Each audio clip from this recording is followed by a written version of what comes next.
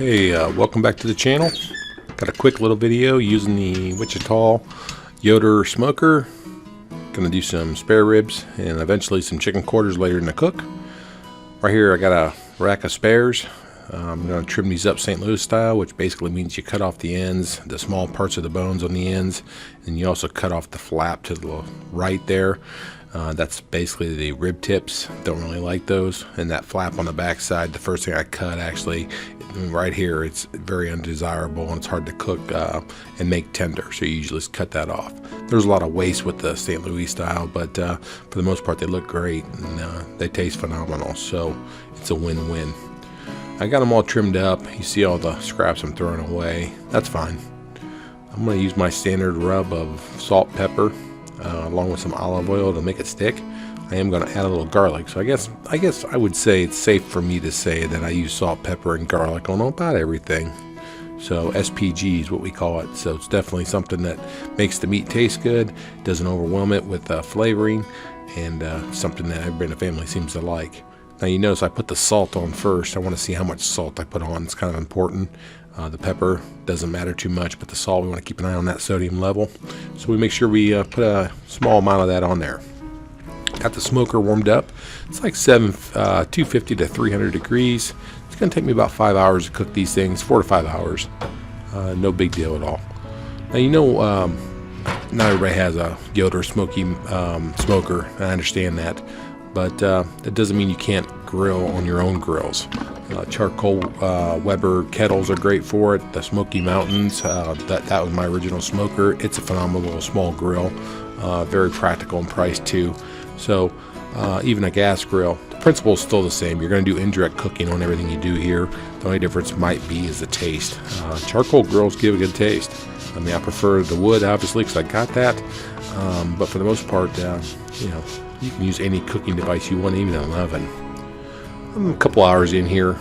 Just simply checked on the ribs for the first time. Gave them a Spritz 50/50 apple cider vinegar and water. Making sure the fire stays lit. Putting new splits on about every hour or so. Making sure the grill stays the temperature. It's a beautiful day to grill. It's about 79 degrees on a Sunday. Flat beautiful. Very little wind. You can't beat it. Now here's these leg quarters. I'm doing nothing special with these. I bought these at the local superstore at my supermarket. They were already seasoned with a barbecue seasoning of some sort. Looks like a lot of paprika to me. Eventually it doesn't taste very sweet either, so I'm not sure what they put on that, but for the most part I just threw them on as is. I'm out working in the yard doing some mulch, so it's like, just throw these on. Now you think to yourself, that's a lot of protein for, you know, just 4 of us. But only a fraction of this will be eaten tonight. The other fraction will be eaten through the week by my son. He's a proteinaholic, I guess you would say. Constantly has to have protein at all times, at all hours. So I make extra, usually when I grill on the smoker, I usually make extra meat because it can handle it.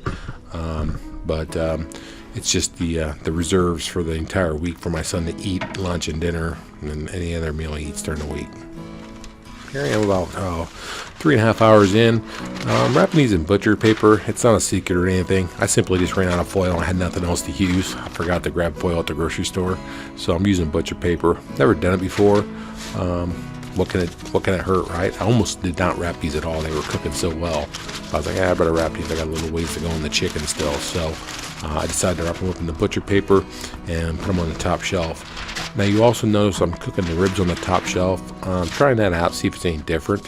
Seems like I'm getting great color up there, so maybe for ribs and chicken it might be a good idea to put those things on the top to get the color. I don't remember getting that type of color in the bottom, so I might be on to something there. But you know, all you can do is try different things and see what you like, and I seem to like that now. So halfway through this cook I realized, well, I mean, maybe get the chicken up there too and get some color out of those, and I did. Now, I did make a mistake here. I did spray the chicken down with the water apple vinegar solution. Probably not a good move. We want to try and get that skin kind of crispy, so I later corrected myself here with a bottle of olive oil, hoping that I can get that skin pretty crispy, and it does the trick. Not only do I put the oil on it, but I also flip the chicken over to get the heat closer to the skin, and that really crisped up the chicken pretty nice. I was really satisfied with the way the chicken turned out at the very end here.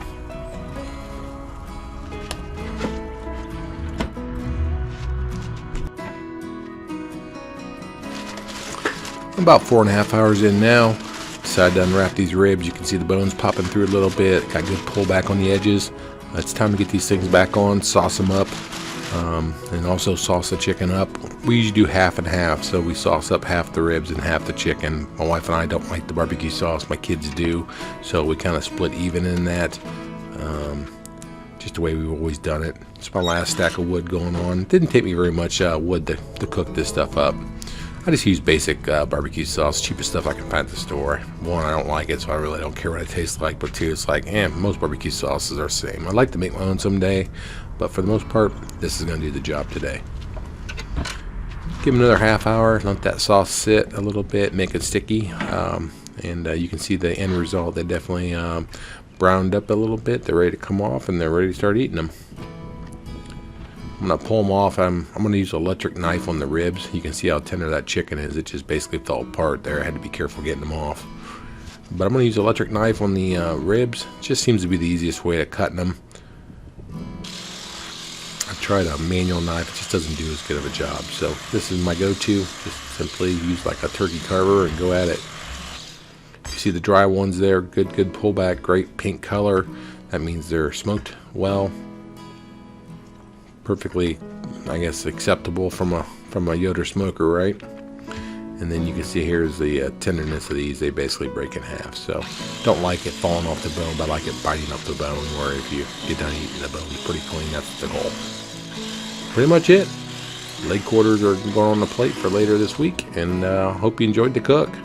Pretty simple process. Use your own grill. Do this yourself.